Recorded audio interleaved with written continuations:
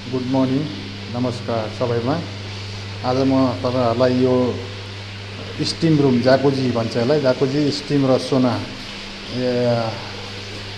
ज्यानमा दुखाइ हुने र मोटोपन हुनेको लागि यो चाहिँ जाकुजी हो। यो चाहिँ गरम पानी 35-40 डिग्रीको तातो पानीमा चाहिँ पुरै प्रेसर पानीमा चाहिँ यसमा बसेर चाहिँ ज्यानमा दुखाइ कम गर्न सकिन्छ। र यता छ यो भन्छ, यसलाई भन्छ स्टिम रुम छ। यसको भित्र बाफमा बसेर चाहिँ शरीरमा भएको पसिनाबाट चाहिँ बोसो पगालेर निकालिन्छ। यतापट्टि छ सोना भनेको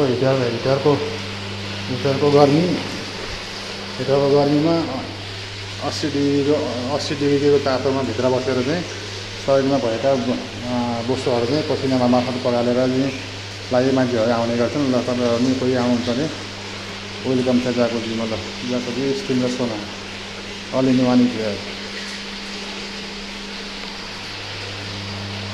यो चाहिँ यसरी चलाउँदाखेरिमा ट्याक्क यहाँबाट चलाइन्छ। यसरी